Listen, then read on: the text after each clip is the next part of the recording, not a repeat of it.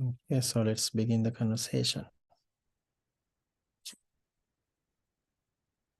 Namo tassa bhagavato arahato samma sambuddhassa. Namo tassa bhagavato arahato samma sambuddhassa. Namo tassa bhagavato arahato samma sambuddhassa. Sadhu, sadhu, sadhu. I will share my screen.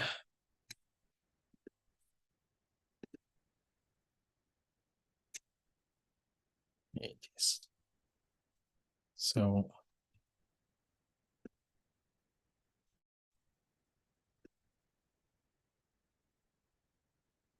today we're going to discuss these few sutras here. We just finished the above sutras last week, and today we can discuss this spike. Can you see the screen? Thank Yes, you. we can.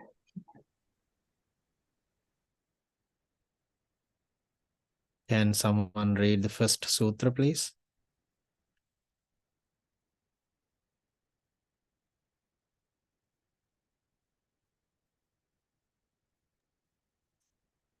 Shall I read, Swaminathan?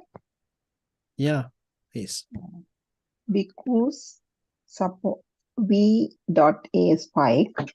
Bhikkhus suppose a misdirected spike of hill rice or barley were pressed by the hand or foot. It is impossible that it would pierce the hand or the foot and draw blood. For what reason? Because the spike is misdirected, so too it is impossible that Bhikkhu with a misdirected mind would pierce ignorance, arouse true knowledge, and realize Nibbana. For what reason? Because the mind is misdirected. Bhikkhus suppose a well-directed spike of hill rice or barley were pressed by the hand or foot. It is impossible that it would pierce the hand or the foot and draw blood. For what reason? Because the spike is well directed.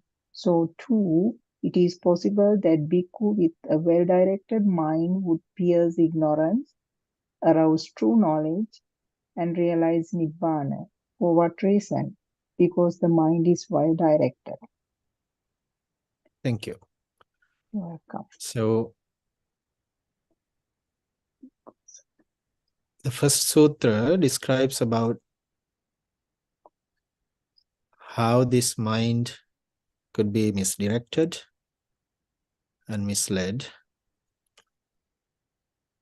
The metaphor, the simile, is about hill rice and barley. Bali. Oh, Bali. So when we cultivate things, if we do not correctly or accurately treat them to grow, they do not grow well enough.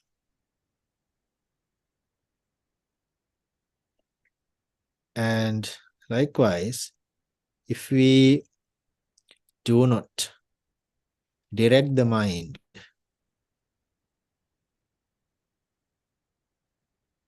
then that can mislead us, and it will not show the correct path for the Nibbana because of the misdirections. And that's the first idea of the sutra, and the opposite of that in the second sutra. So what is this misdirection and well directed?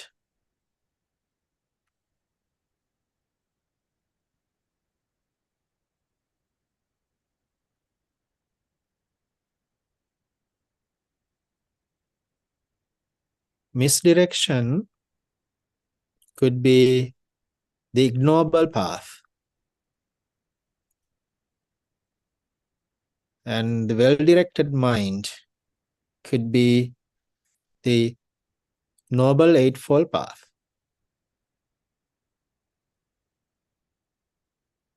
That's our direction. That's our path. So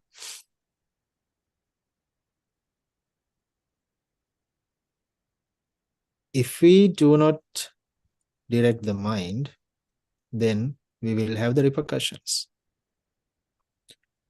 And if we direct the mind correctly, then we'll have the outcomes as well.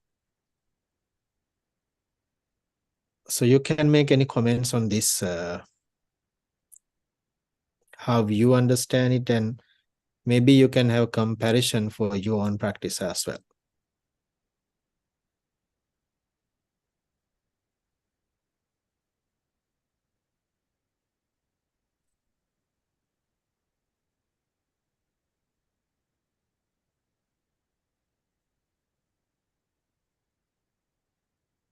Okay, so let's move on, and once we're done with the sutras, then we can have overall conversation as well. The third sutra, can someone read, please? I'll read, Bhante. Please. Here, bhikkhus, having encompassed a mentally corrupted person's mind with my own mind, I understand that if this person were to die at this time, he would be deposited in hell, as if brought there. For what reason? Because his mind is corrupted. It is because of mental corruption that with the breakdown of the body after death, some beings here are reborn in the plane of misery, in a bad destination, in the lower, in hell. Continue or stop? Let's do both of them. It's Okay. a pair, then we can Okay. take it. So here, bhikkhus, having encompassed a mentally placid person's mind with my own mind, I understand that if this person were to die, he would be deposited in heaven, as if brought there. For what reason? Because his mind is placid.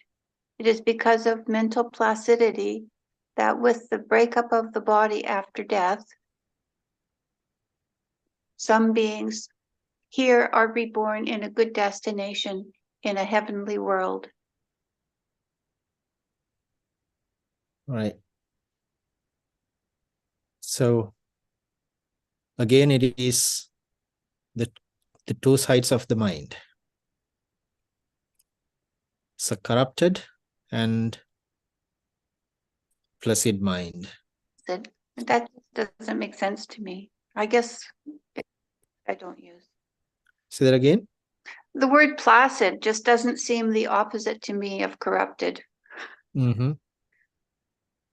So what do you think? Well, I guess the opposite of corrupted is uncorrupted. And placid, I guess it kind of works if you think of it as calm. Yeah, the corruption here, which is polluted. Mm-hmm. The polluted mind and hindered mind. And then clouded mind. There's another sutra which talks about the cloud. So the placid is kind of calm and relaxed and tranquilized. Okay. And simply, in another word, is kind of unhindered. Yeah. Or So here, mostly it seems to me like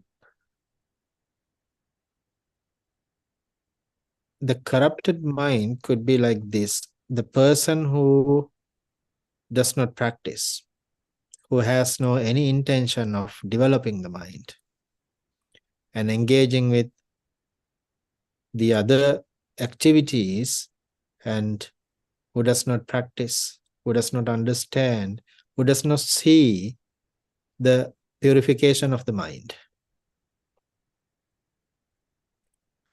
Because that person has no idea what will happen to him or her.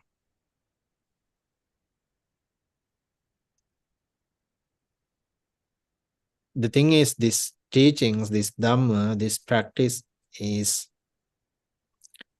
not for everyone, right? It's for everyone generally, but in the teaching says, Panyavato ayang dhammo, nayang dhammo duppanyassa. Panyavato ayang dhammo, this Dhamma is for the wise. Nayang dhammo duppanyassa, this Dhamma is not for the unwise. Why? Because the unwise person does not know how to develop oneself. There's no such effort. Only the wise person has the effort to develop. So that means we all have somewhat wisdom to develop ourselves. Otherwise, we are not here. And that doesn't mean everyone is unwise. So unwiseness is not about this worldly unwiseness. It's about the Dhamma. Everyone has the wisdom for the conventional world, for the convention. But to elevate oneself from this convention, it should have some certain type of wisdom. It is not just to survive. Many beings, many human beings in the planet, they have the wisdom to survive with what they have. Then handful of people come out from that bubble and they seek around where we can work better and where we can enhance ourselves. That's how it comes. So therefore, generally everyone is wise, but from that majority, there are a handful of people who come out to develop more and go further. See, even from the secular world, secular community, how many of them have gone forward to see the reality as an ascetic?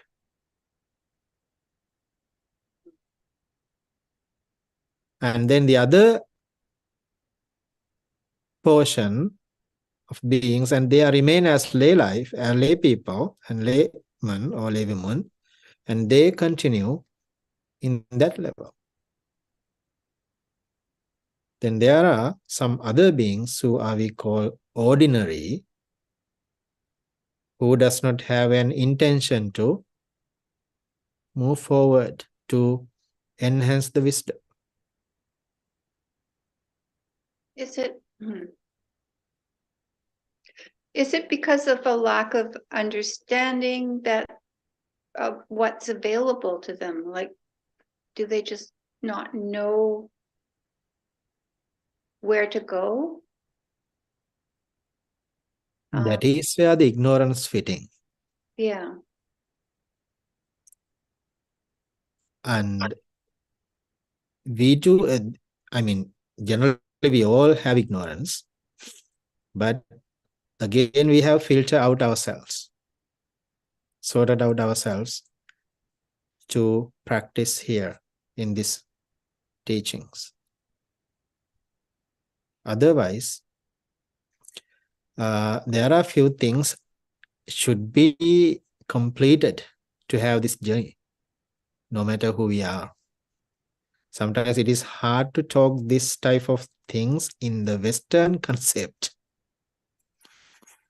But since you are regularly attending for this, and I will disclose that, we should have some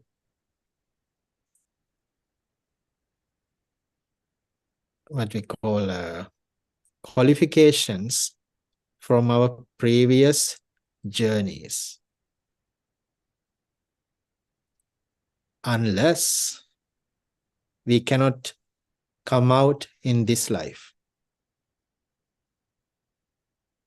If we go back to our general community, the Buddhist community, how many Buddhists are coming out from their bubble to practice the original teachings and enhance their journey?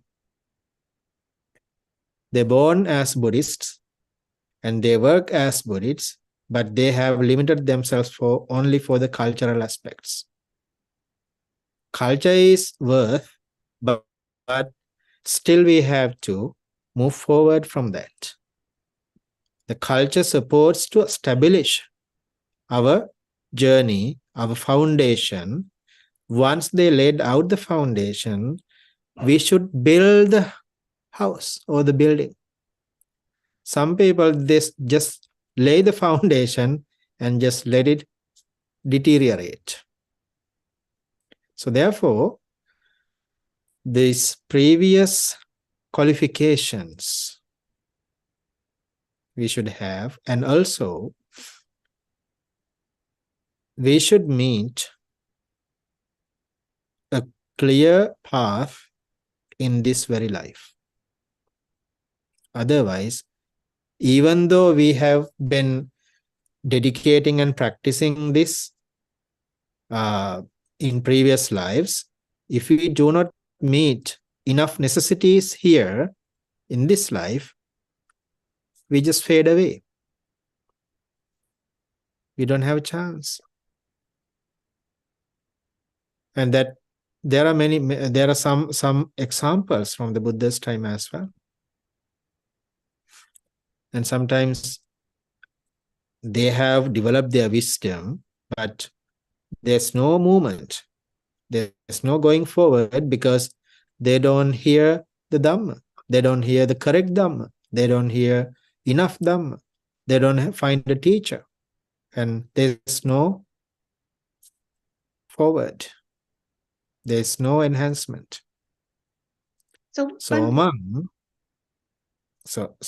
Among that beings,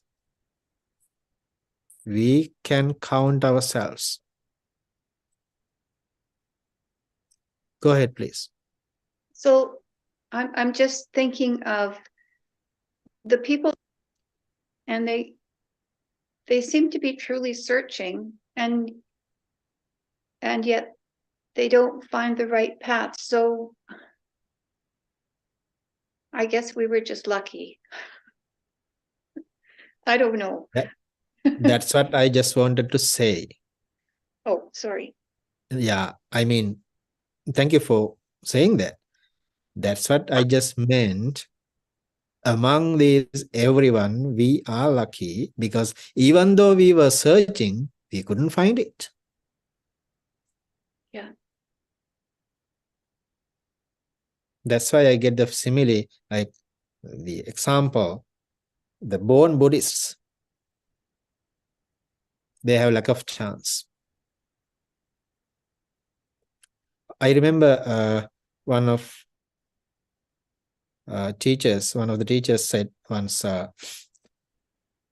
he lives in New Zealand and his monastery runs by the Sri Lankan community. And he says, he's an American monk, and he says, all Sri Lankans come and support to run the temple, but they never sit for meditation. Well, it's not a criticism, but that's the nature. That's the reality. So, yeah. Any comments?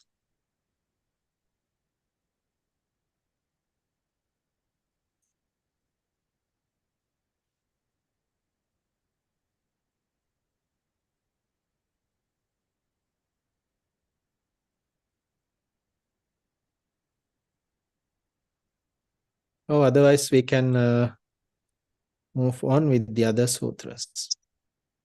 Okay. Can someone read or I'll read.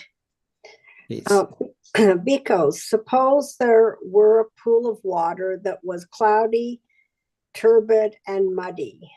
Then a man with good sight standing on the bank could not see shells, gravel, and pebbles, and shoals of fish swimming about and resting. For what reason? Because the water is so cloudy. So too, it is impossible for a bhikkhu with a cloudy mind to know his own good, the good of others, or the good of both, or to realize a superhuman distinction in knowledge and vision worthy of the noble ones. For what reason? Because his mind is cloudy. Bhikkhus, suppose there were a pool of water that was clear, serene, and limpid. Then a man with good sight standing on the bank could see shells, gravel, and pebbles, and shoals of fish swimming about and resting. For what reason? Because the water is limpid. So too, it is possible for a bhikkhu with a limpid mind to know his own good, the good of others, and the good of both, and to realize a superhuman distinction in knowledge and vision worthy of the noble ones. For what reason? Because his mind is limpid. Do you want me to stop there? Yes. So let's focus here on this sutra, then we can move on. There are tiny sutras. It is clear how this mind works and how it can be clear or unclear. If you remember that sometimes I mentioned quotes from the Buddha, when the mind is when the mind is clean and pure and unhindered, we can see the Dhamma. When it is hindered and clouded, we can't see the Dhamma. It's like when a lake is unstable and have more waves, and we cannot see the depth. And we have to wait till it settles, then we can see the depth. Like that, when the mind is uncleared and completely clouded, we cannot see the reality because of the cloudiness or the hindrances again. So it is wise to purify the mind as much as we can by applying wise attention, yoniso manasikara. Otherwise, there are so many fishes are swimming, not only swimming, just they are just flying too, here and there, and they can pollute us.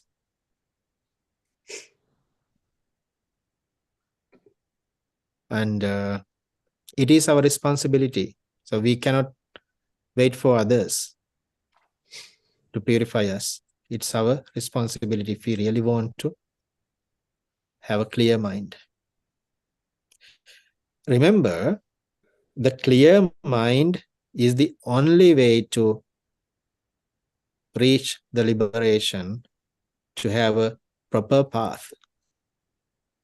So otherwise, with the muddy path, we cannot move on. In order to have a clear understanding, we should have an unhindered mind. So then an agitated mind is a hindered mind, right? Yep. So if we deal with the hindrances, then the mind should become calm and limpid. It is. Okay. So things are unstable. That's okay. The only thing is we should be aware of it. The difference between the ordinary person and the true practitioner is the practitioner does know when it is cloudy, when it is hindered, when it is completely muddy and impure. But the hindered person, the ordinary people, ordinary beings, mostly they don't care. They don't understand it. They don't worry about those muddy mind or the cloudy mind. They just move with the flow. Yes. So in order to understand, then we have to maintain the mindfulness there. Mindfulness, it is not just only mindfulness, it is with the wisdom, simply the wise attention, yoniso manasikara again.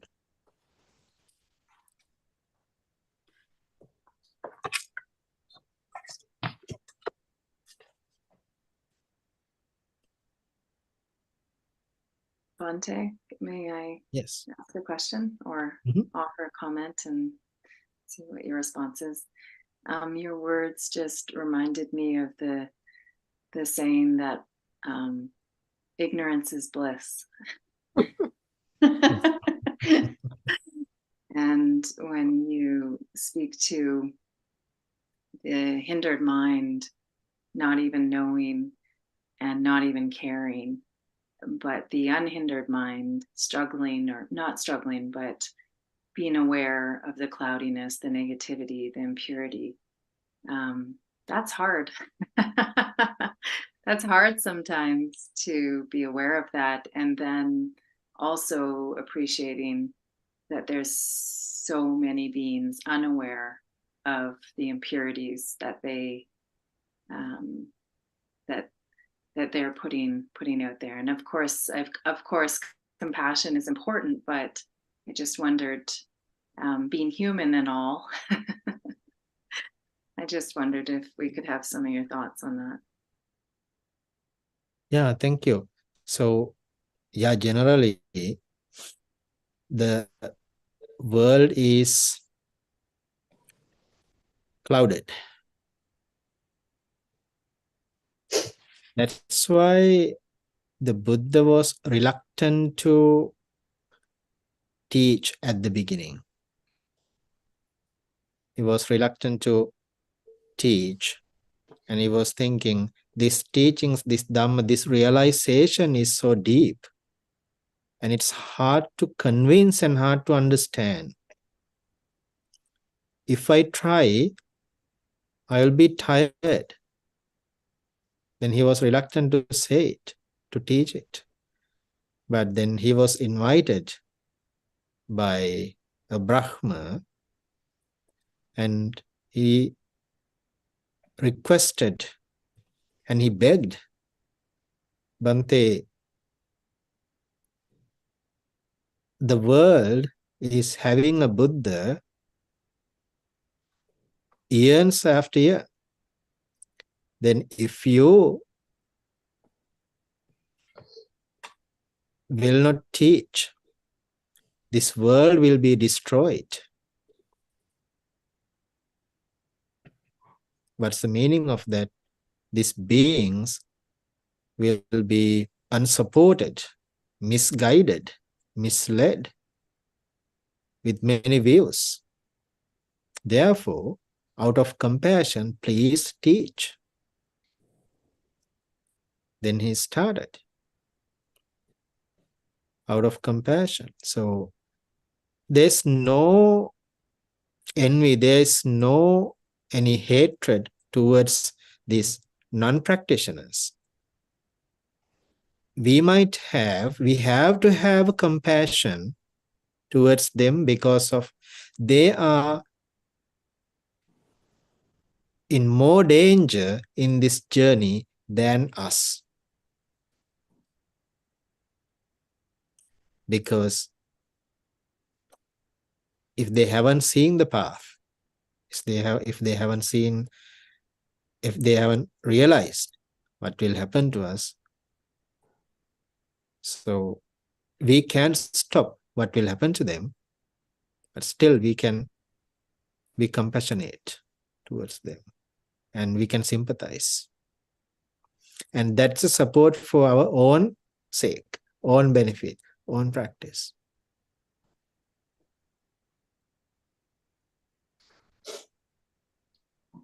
I just comment on Terry's quote. The whole quote is, "When ignorance is bliss, 'tis folly to be wise."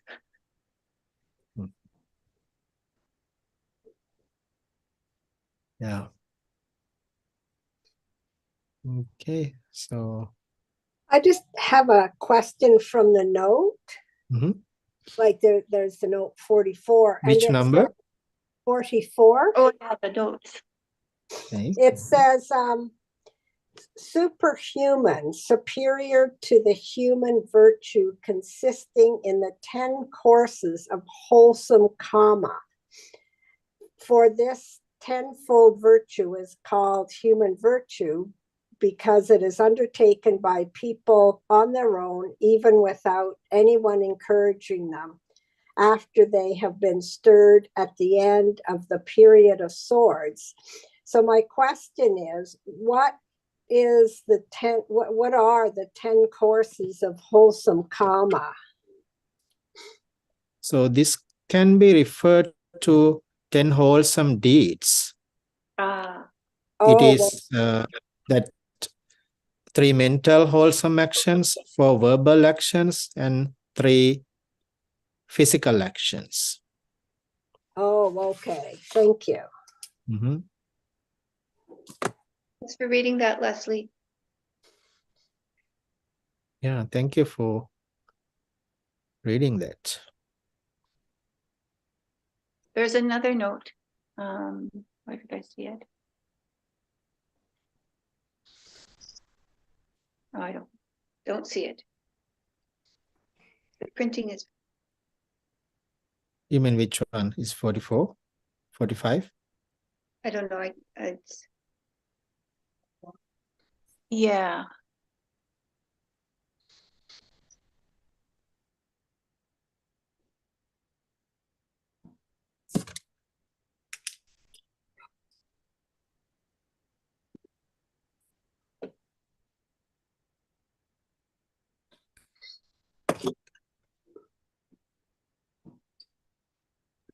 So we can move on, right? Mm-hmm. Yeah. So let's try this last couple of sutras here. So I will read. Bhikkhus, just as sandalwood is declared to be the best of trees with respect to malleability and wildness, so too, I do not see even one other thing that, when developed and cultivated, is so malleable and wieldy as the mind. A developed and cultivated mind is malleable and wieldy. I think we just talked about the wilderness in a previous sutra as well, last week or week before. So sandalwood is a good tree, a good wood, and the tree which is more, we do use it more for, actually it uses as a medicine as well, sandalwood. And especially for the beautification, mostly women use this. Yeah. And the developed mind, the cultivated mind would be like a sandalwood because it's very good tree. So then, which means the fragrance of that wood will be pleasant, is more pleasant, and it is so attractive. And when the person is practiced, cultivate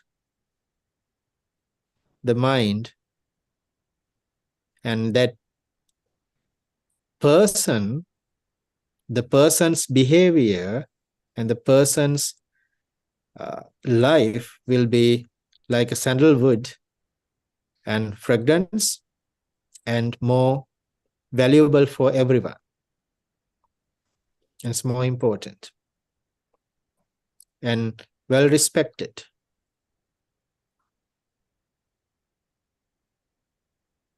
So, Bhante, the two words in there, or the two malleables, I don't know about the sandalwood because I've never tried to work with it, but malleable to me means it's easy to form it. It's, it's not, yeah, it's easy to form. It's malleable. You can bend it and stuff. Yeah. Talk about that.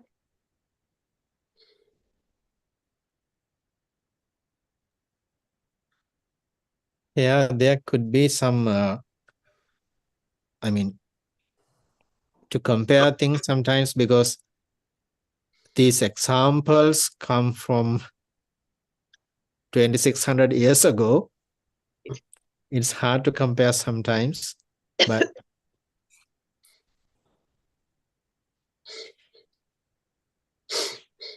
so is it unclear or?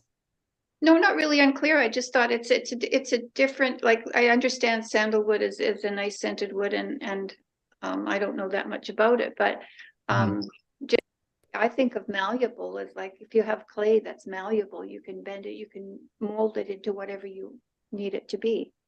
Mm-hmm. But maybe when we're studying the Dhamma, our mind has to be open. And so then I would equate, maybe it's wrong, but I would equate the malleability with a level of openness. So we're willing to accept and investigate, as opposed to somebody who isn't willing to investigate. That's how I think of it.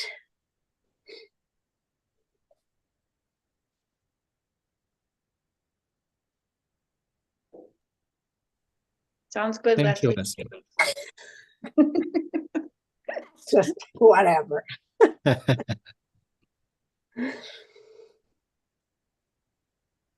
Okay, so let's try the other three sutras. Because I do not see even one other thing that changes so quickly as the mind. It is not easy to give a simile for how quickly the mind changes. Let's see. Yeah, so that is philosophical explanation in the notes. So it usually, it's basically says about how this mind change quickly and how it can be changed. Yeah. Abhidhamma. Yeah, that takes a while. Mhm.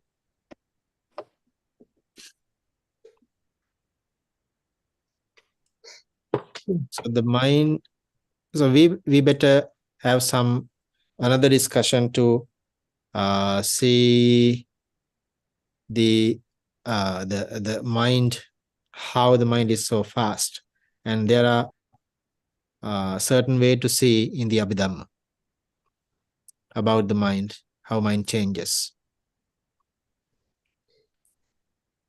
So within these few seconds, if you notice how your mind changed one thing to another, it's so quick, so quick. And even sometimes we can imagine how fast it happens. Millions of thoughts because of our sensory experiences, and then mind brings those imaginations. We can name them in different categories: overall thoughts, mental constructions.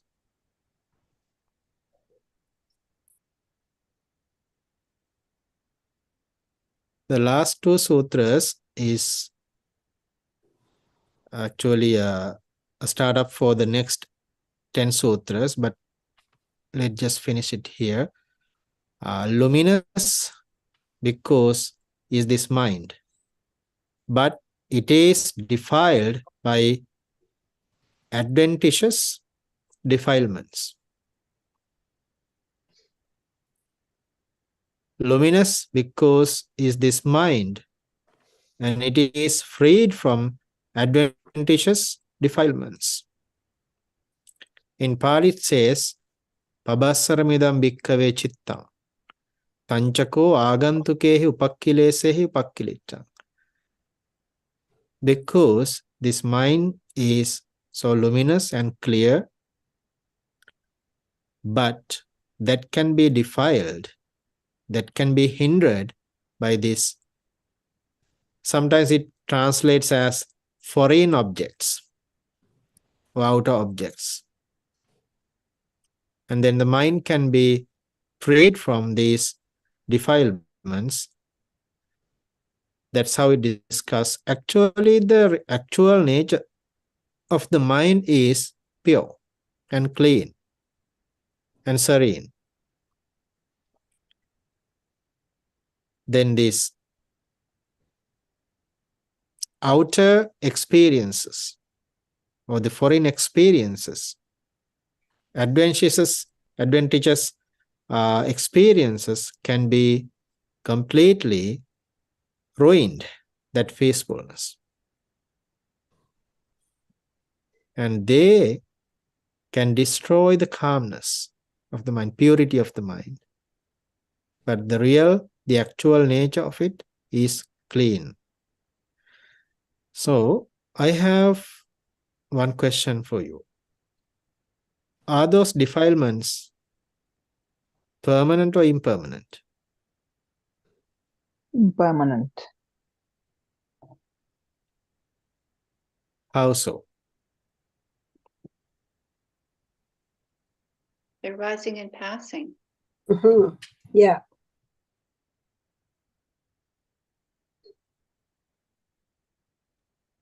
Yes. So if they are permanent, if they are built in the mind, we cannot remove them. We have nothing to do with them. So they are foreign. They are guests. They are not belong to the mind. If they were belong to the mind cannot be freed from these defilements. It's completely clouded then. The nature of the mind is completely pure. Then those defilements are impurities, then we cannot say the mind is pure. So that's why Buddha says the mind is pure, it's luminous, it's brightening, and we can, if we can purify, if we can wash away these defilements, then we can find the true nature of the mind, which is unshakable.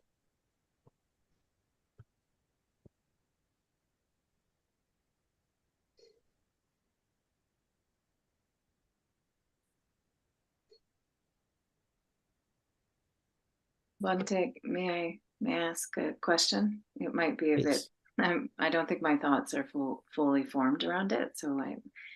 But if the mind is luminous, but it can be defiled, there's almost something ironic in that. Like there's almost something. How can it be both? I guess is if the mind is luminous, but then defiled, then is it, I guess what I'm trying to get at is what is the relationship between the luminosity and the defiling? Because obviously the luminosity can be subject to defilement, and so it's that kind of relationship. I'm yeah. Well, so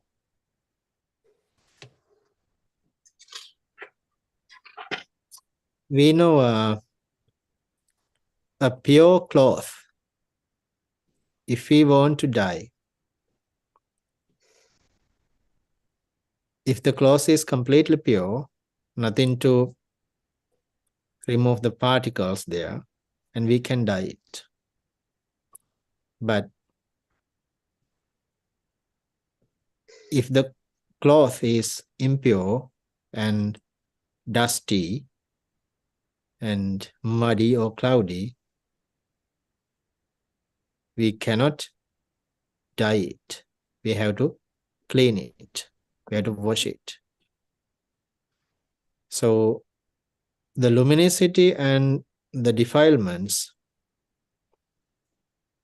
are the nature of the mind, and all mindsets are having this two sides of them. And why Buddha says the nature of the mind is pure, he gives a simile from a baby. A newly born baby, an infant's mind is completely clean. We born to this world with cleanliness, having a pure mind. And we have no defilements other than crying for the hunger. And otherwise, the baby is completely silent. But when the baby begins to experience this world, from there, starting from crying, and then the defilements, the experiences begin there. And that baby is defiling his own mind, maybe unknowingly. That is where it's fitting, but that because of the ignorance, the baby doesn't know anything else, but that is where the baby begins it. That is where we began the journey. And actually we are here, we born to this world because of the ignorance, and then we continue the journey here. We continue it. And sometimes when we are very young, we are capable of understanding it. Otherwise, it takes time. We have to research for it. See, even the Bodhisattva took time to search the true Dhamma, even though he was the Bodhisattva. And he had to go through these conventional practices to understand the reality. So there's no doubt. And also, our sensory experiences are the key component to have these defilements. See, the baby is clean and pure, but when the baby is open the eyes, and they open the ears, and open the mouth, then that is where the baby begins. We were babies, and we had that purity, then we defiled ourselves. All these needs come to be, and then this is how we carry forward. Now we are keep fighting to send them back. Yes.